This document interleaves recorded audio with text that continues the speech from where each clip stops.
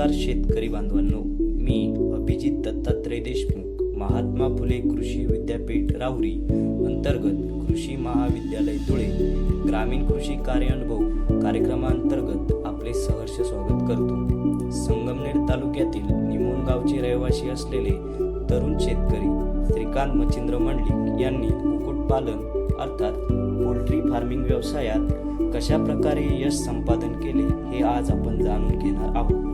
1988 साली श्रीकांत यांचे वडील श्री मच्छिंद्र मंडलिक यांनी हा व्यवसाय सुरू केला होता. आज त्यांचे निमोण गावामध्ये 250 फूट लांबी व 30 फूट रुंदीचे 6 पोल्ट्री शेड आहेत. तिथे त्यांनी 40,000 लेयर कोंबड्यांचे कुक्कुटपालन केले आहे. ह्या कोंबड्यांपासून त्यांना दररोज 34 ते 35 हजार अंडी मिळतात. एका अंड्यामागे 80 पैसे ते 1 रुपया या हिशोबाने त्यांना दररोज 25 ते 30 हजारांचा निव्वळ नफा मिळतो.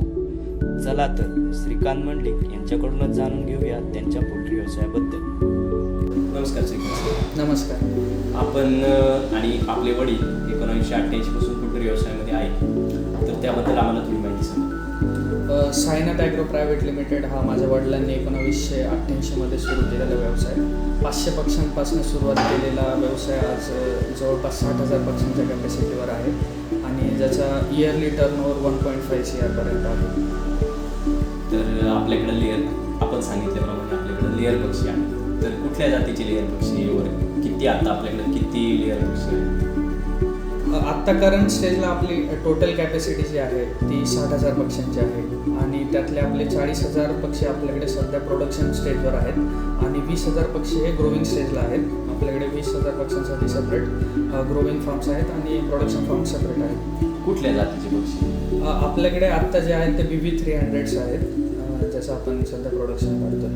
हे BB300 पक्षी यांच्या बाकीच्या पक्ष्यांपासून यांच्यामध्ये काय फरक आहे का? तुम्ही हेच पक्षी का निवडले? प्रोडक्शन स्टेजमध्ये डिफरन्सेस असतं आणि मॉर्टेलिटी रेशोमध्ये डिफरन्स असतो. कसं असतं की जे BB300 आहेत त्याचं प्रोडक्शन रेशो आहे. जसं मार्केटमध्ये दुसरे पण ब्रँड्स अवेलेबल आहे, जसं सगुना आहेत, हायलाईन आहे, स्कायलार्क वगैरे आहेत. प्रोडक्शन रेशोमध्ये डिफरन्सेस असतात. त्याच्यामुळे काही जे ब्रीड्स आहेत त्यांचे प्रोडक्शन्स हाय असतं, म्हणजे तुम्हाला ते 94, 95, 96% पर्यंत प्रोडक्शन देतील. क्लायमेट पण त्याच्यामध्ये खूप मॅटर करतो की आपल्या वेदरिंग क्लायमेटमध्ये कुठला ब्रीड सूट होईल. BB300 किंवा स्कायलार्क हा ब्रीड चांगला आहे आणि तो सूटही होतो आपल्याकडे. आणि आपलं दररोजचं अंडी उत्पादन किती आणि अंडी उत्पादनामागे खर्च किती आहे, त्याच्यातून आपल्याला मिळणारा नफा किती? 95% आपलं डेली प्रोडक्शन आहे. जसं की मी सांगितलं 40,000 आपल्याकडे पक्षी आहेत आणि डेलीचं जे आपलं प्रोडक्शन आहे ते 35,000 ते 37,000 अंड्यांचं डेलीचं प्रोडक्शन आपलं आहे. आणि मग तुम्ही अंड्यांचे मार्केटिंग कसं करता? कुठे तुमचे अंडे बाहेर एक्सपोर्ट होत आहे का कंझम्पशनसाठी वापरले जात आहे? नाही, तसं बघितलं तर इंडियामधनं मॅक्झिमम स्टेजमध्ये आता एक्सपोर्ट चालू झालं आहे आउट ऑफ कंट्रीजमध्ये, परंतु आम्ही डायरेक्टली एक्सपोर्ट करत नाही. लोकल मार्केट्स आम्हाला स्ट्रॉंगली अवेलेबल आहे. जसं की आम्ही 1988 पासून बिझनेस करतो. लोकल मार्केट जवळपास आमचे चांगले आहे. ऑल ओव्हर इंडिया जवळपास चांगले रिक्वायरमेंट्स आहेत. पुणे, नाशिक, मुंबईमध्ये चांगले रिक्वायरमेंट्स असतात. आम्ही जास्त करून नाशिक आणि मुंबईमध्ये सेल करतो. मुंबईमध्ये आमचे काही कॉन्ट्रॅक्ट्स आहेत, काही हॉटेलसोबत, काही डीलरसोबत. तिथे आम्ही ट्रेडिंग करतो आणि काही ओन आमचे शॉप्स आहेत जिथे आमचा माल सेल होतो. आपल्या निमोण गाव आहे, निमोण गाव पातळीवर तुम्ही काही अंडे विकता का डायरेक्ट सगळे बाहेर जातात? गाव पातळीवरती करतो आम्ही सेल. जर त्या क्वांटिटीमध्ये असेल तर गाव पातळीवरती करतो. खूप मिनिमम क्वांटिटीजमध्ये गाव पातळीला सेल करत नाही. सहसा बाकी सर्व मला मुंबई वगैरेला जातो. आणि जे आपल्या व्यवसायासाठी जे मजूर लागत आहे, आता पोल्ट्री व्यवसायासाठी तुम्हाला पिल्लांचं मॅनेजमेंट करण्यासाठी जेवढे मजूर लागतात ते मजूर तुम्ही कसं उपलब्ध करताय? मजुरांचं व्यवस्थापन तुम्ही कसं करताय? आपले जे फार्म्स आहेत ते सेमी ऑटोमॅटिक फार्म्स आहेत, ज्याच्यामध्ये फीडिंग सिस्टम आणि ड्रिंकिंग सिस्टम हा ऑटोमॅटिक असतो. फीड मिल प्लांटपासनं अप टू द बर्ड्सच्या फिडिंगपर्यंत ऑटोमॅटिक सिस्टम आहेत आणि ड्रिंकिंग पण ऑटोमॅटिक आहे. त्याच्यामुळे आपल्याला मिनिमम मॅनपॉवर ही रिक्वायर्ड असते. जसं की एग्स कलेक्शनसाठी आणि अदर थिंग्स हँडलिंगसाठी आपल्याला मॅनपॉवर लागते. लोकली आम्ही काही मॅनपॉवर जनरेट करतो, लोकली जर अवेलेबल होत असेल तर. आणि UPs आणि बँगलोर्स वगैरे तिकडनं येणारे लेबर्स देखील आमच्याकडे आहेत. आपण एक टेंटेटिव्ह बघितलं तर पर 10,000 बर्ड्सच्या मागे तुम्ही सेमी ऑटोमॅटिक फार्म असेल तर 2 to 3 लेबर्सपर्यंत हँडल करू शकता. एक फार्म इझिली प्रॉपरली हँडल करू शकता. आणि जे लेअर पक्षी त्यांचे जे पिल्लं आहेत ते आपल्याकडे कुठून येतात आणि त्यांना किती दिवस आपण ग्रोईंग फार्म्सवरती ठेवता आणि नंतर किती दिवसानंतर केजीमध्ये टाकता? जसं की मी सांगितलं, काही ब्रँड्स अवेलेबल आहेत मार्केटमध्ये, जसं वेंकेज, हायलाईन वगैरे. त्यांचे काही पॅरेंट्स फार्मिंग असतं. पॅरेंट्सपासून ते एग्स कलेक्ट करतात. एग्सला हॅचिंग करून मग आपल्याला ते 1 day चिक्स प्रोव्हाइड करतात. मार्केटमधून आपण 1 day चिक्स परचेस करू शकतो. आपले जसं की ग्रोविंग फार्म्स आहेत, तर ग्रोविंग फार्म्समध्ये आपण चिक्स ग्रो करतो, ज्याच्यामध्ये day 1 पासून day 105पर्यंतचे आपण तिथं ग्रोविंग करतो. ज्याच्यामध्ये पर वीक त्यांचे काही व्हॅक्सिनेशन्स असतात. त्याच्यानंतर एक प्रॉपरली त्यांच्यावरती ऑब्झर्वेशन असतं, त्यांच्या फीडवरती, त्यांच्या व्हॅक्सिनेशनवरती, त्यांच्या ग्रोथवरती. कुठले वॅक्सिन आपण त्यांना तिथं देता येईल?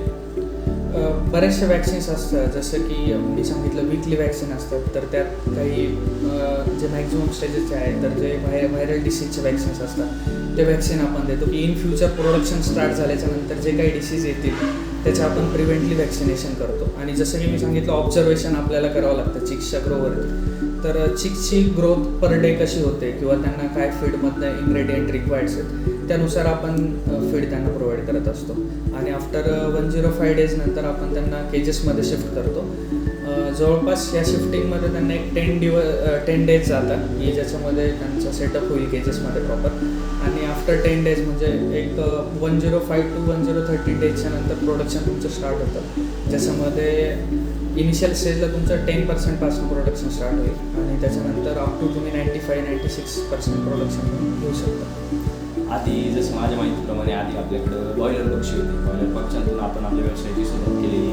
नंतर तुम्ही लेअर पक्षी इन्स्टॉल केली. याच्या मागचं काय कारण आहे? तुम्ही बॉयलरकडून लेअर पक्ष्यांकडे का वळले?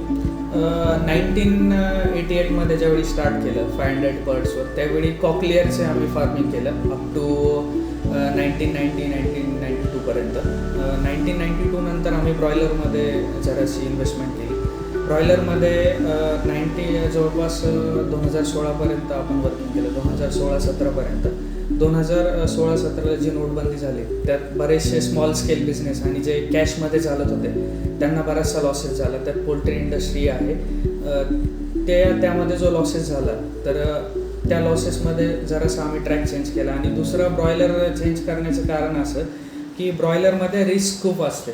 ब्रॉयलरमध्ये रेट्स खूप व्हॅरी होत असतात कंटिन्युअसली, त्यामुळे रिस्क खूप असते. आणि 2014, 16, 17मध्ये काही स्टेजेस अशा राहिल्या की ज्या ठिकाणी प्रोडक्शन कॉस्ट हाय होती आणि आपल्याला इन्कम खूप कमी राहिला.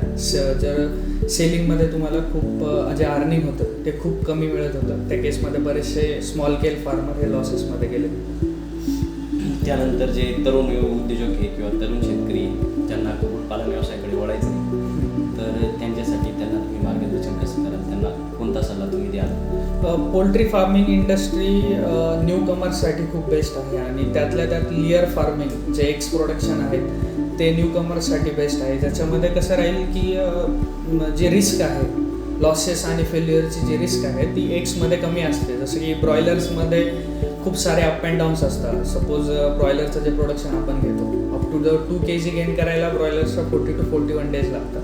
तोपर्यंत ब्रॉयलर 2 kg वेट गेन करतो. आफ्टर दॅट 41-42 days त्याच्यानंतर ब्रॉयलर जे फीडचं कन्झम्पशन करेल त्याच्या रेशोमध्ये ते फीड कन्झम्पशन हाय असतं. तुम्हाला जे त्याच्यापासून आउटकम्स मिळणार आहेत त्याचं वेट आउटकम खूप मिनिमम असतं. आपण ब्रॉयलर स्टॉक नाही करू शकत. Suppose to be the market get crash, मला मार्केटमध्ये प्राइजेस नाही आहेत, रेट्स नाही आहेत, तुम्ही होल्ड नाही करू शकत. त्याच्या कम्पेरेटिव्ह तुम्ही एक्समध्ये बघितलं तर एक्स आपण 15 to 13 days स्टोअर करू शकतो. कोल्ड स्टोरेज अवेलेबल असेल तर अप टू 13 daysपर्यंत आपण एक स्टोअर करू शकतो. मग मार्केट जर तुमचं डाऊन असेल तर तुम्ही एक स्टोअर करून हाय मार्केट रेशोला तुम्ही सेल करू शकता एक्स. त्याच्यामुळे न्यू कमर्ससाठी लॉसेसचे चान्सेस खूप कमी आहे आणि हा प्रॉफिट हा 100% आहे. म्हणजे खूप मॅक्झिमम स्टेज लॉसेस असे नाही आहेत. न्यू कमर्सचं कसं असतं की डायरेक्टली आले आणि खूप सारा लॉसेस झाला तर सहसा बिझनेसमध्ये मग येण्याची कोणी रिस्क घेत नाही. तर ही वेल ऑपॉर्च्युनिटी आहे. सध्या गोल्डन ऑपॉर्च्युनिटी अशी आहे की मार्केटमध्ये रेट्सही चांगले आहे आणि इन्कमही चांगला मिळतो. धन्यवाद सर.